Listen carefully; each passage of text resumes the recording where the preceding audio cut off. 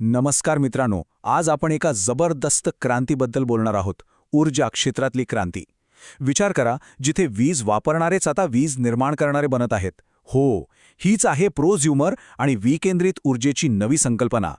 जरा कल्पना करा, कसं वाटेल जर तुमचं विजेचं मीटर पुढे नाही तर चक्क मागे फिरू लागलं आणि तुमचं बिल कमी व्हायला लागलं तर? तुम्हाला वाटेल हे शक्य आहे का? तर हो, हे अगदी शक्य आहे आणि हेच तर आज आपण समजून घेणार आहोत. तर आज आपण काय काय शिकणार आहोत. सगळ्यात आधी ग्राहक ते उत्पादक हा नवीन बदल काय आहे ते बघू. मग ही विकेंद्रित प्रणाली नक्की काम कशी करते हे समजून घेऊ. तिसरं म्हणजे याचे फायदे काय, आव्हानं काय आणि याचा वापर कुठे होतोय हे पाहू. आणि शेवटी सगळ्यात महत्त्वाचं, यातली सुरक्षा आणि तुमच्यासाठी संधी काय आहेत. चला तर मग सुरू करूया. चला तर मग आपल्या पहिल्या भागाला सुरुवात करूया. ग्राहक ते उत्पादक ही एक नवीन ओळख. बघूया हे काय आहे. आतापर्यंत कसं होतं माहितीये, वीज म्हणजे एक वन वे रस्ता होता. म्हणजे मोठ्या पॉवर प्लांटमधून वीज तयार झाली की ती थेट आपल्या घरापर्यंत यायची. बस, विषय संपला. पण आता तसं नाहीये. आता हा रस्ता झालाय टू वे.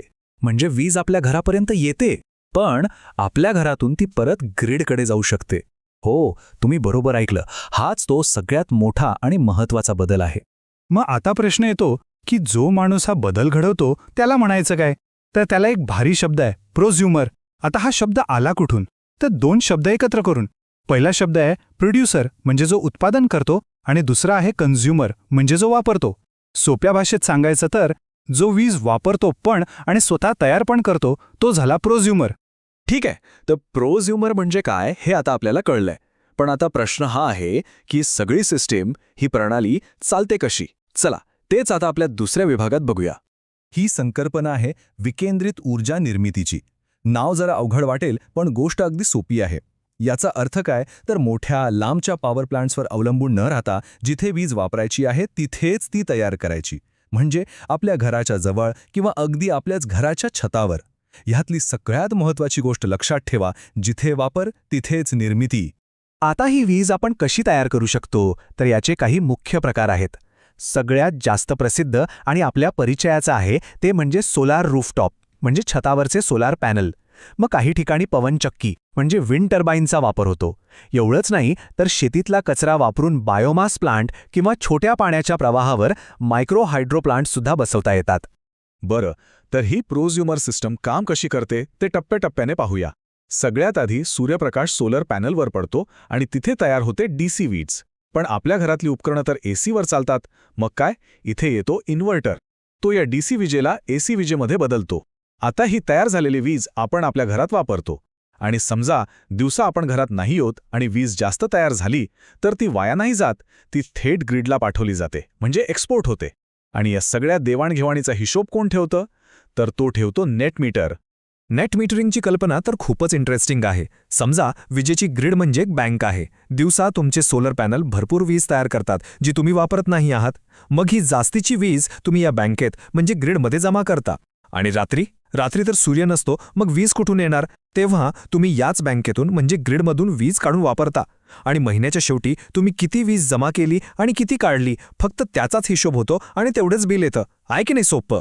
ओके, तर आता आपण या सिस्टमचे फायदे काय आहेत, त्यात अडचणी काय येतात आणि आपल्या भारतात याचा प्रत्यक्ष वापर कुठे होतोय यावर एक नजर टाकूया. ह्या तक्त्याकडे बघा, तुम्हाला फरक लगेच कळेल. पारंपरिक पद्धतीत काय होतं, वीज कुठेतरी दूर तयार होते आणि आपल्यापर्यंत येईपर्यंत वाटेतच बरीच वाया जाते. याला आपण ट्रान्समिशन लॉस म्हणतो. पण विकेंद्रित प्रणालीत वीज आपल्या जवळच तयार होते, त्यामुळे हा लॉस जवळजवळ नसतोच. आणि सगळ्यात मोठा फायदा म्हणजे आपण ऊर्जेसाठी दुसऱ्यांवर अवलंबून राहत नाही, आपण स्वयंपूर्ण बनतो. याचे फायदे तर अनेक आहेत. एक तर वीज वाया जात नाही. दुसरं, विजेचा पुरवठा जास्त वेळेसाठी आणि स्थिर राहतो. तिसरं, आपण सौर ऊर्जेसारखी स्वच्छ ऊर्जा वापरतो, त्यामुळे प्रदूषण कमी होतं. आणि एक खूप महत्त्वाची गोष्ट म्हणजे ज्या दुर्गम खेडोपाडी वीज पोचणं अवघड होतं, तिथेही या तंत्रज्ञानामुळे आज वीज पोहोचली आहे. आता जसे फायदे आहेत तशी काही आव्हानं पण आहेत, नाही का? सगळ्यात पहिलं आव्हान म्हणजे पैशांचं. सुरुवातीला सोलर सिस्टम बसवायचा खर्च जरा जास्त असतो. त्यात बॅटरी आणि इन्व्हर्टरसारखी उपकरणं महाग असतात. दुसरं आव्हान आहे तांत्रिक, म्हणजे ही सिस्टम हवामानावर अवलंबून असते. खूप ढगाळ हवा असेल किंवा पाऊस असेल तर वीज निर्मिती कमी होते. आणि हो, पॅनेलची वेळोवेळी साफसफाई आणि देखभाल पण करावीच लागते. पण या आव्हानांवर मात करून आपल्या भारतात याचा वापर खूप चांगल्या प्रकारे सुरू झाला आहे. उदाहरणार्थ, ग्रामीण भागात शेतकरी आता सोलर पंप वापरत आहेत. त्यामुळे त्यांना शेतीसाठी लोड शेडिंगची चिंता करावी लागत नाही. आणि शहरांमध्ये तर मोठ्या इमारतींवर सोसायट्यांमध्ये रूफटॉप सोलर बसून लोक नेट मीटरिंगचा फायदा घेत आहेत आणि आपलं विजेचं बिल कमी करत आहेत.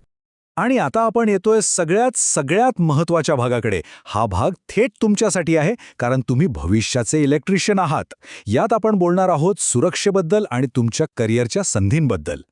एक गोष्ट कायम लक्षात ठेवा, सेफ्टी फर्स्ट. या सिस्टमवर काम करताना काही गोष्टी डोक्यात पक्क्या ठेवायच्या. पहिलं, आयसोलेशन, म्हणजे काम सुरू करण्याआधी मेन ग्रिडच्या सप्लाय आणि सोलर पॅनलकडून येणारा डीसी सप्लाय दोन्ही बंद करायचे.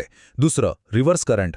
नेट मीटरिंगमुळे करंट दोन्ही बाजूंनी येऊ शकतो, त्यामुळे कुठल्याही वायरला हात लावण्याआधी टेस्टरने नक्की तपासा.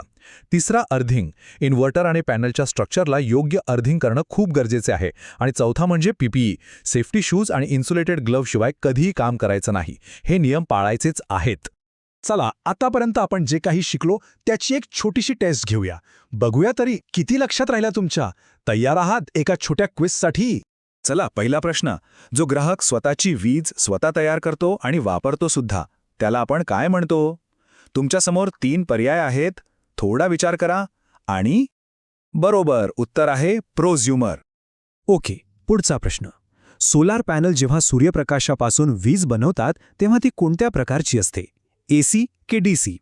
आणि याचं अचूक उत्तर आहे डीसी वीज. इन्व्हर्टर त्याचं एसीमध्ये रूपांतर करतो, हे विसरू नका. आणि हा शेवटचा प्रश्न. ग्रीडमधून घेतलेली आणि ग्रीडला दिलेली म्हणजे आयात आणि निर्यात झालेली वीज मोजण्यासाठी कोणतं खास मीटर वापरतात? शाब्बास, त्याला म्हणतात नेट मीटर. तर आज आपण काय शिकलो? 4 महत्त्वाच्या गोष्टी. 1. प्रोझ्युमर म्हणजे उत्पादक आणि ग्राहक दोन्ही.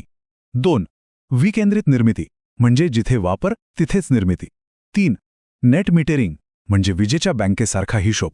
आणि 4. या सगळ्यामुळे तुमच्यासाठी तयार होणाऱ्या जबरदस्त संधी. एक गोष्ट लक्षात घ्या, हे जे नवीन तंत्रज्ञान आहे ना, ते तुमच्यासारख्या हुशार आणि कुशल टेक्निशियनसाठी संधींचं एक नवीन जग उघडत आहे. आता तुम्ही फक्त एक पारंपरिक वायरमॅन राहणार नाहीत, तर तुम्ही एक स्मार्ट एनर्जी टेक्निशियन बनताय. आणि या तुमच्या नव्या प्रवासासाठी माझ्याकडून खूप खूप शुभेच्छा.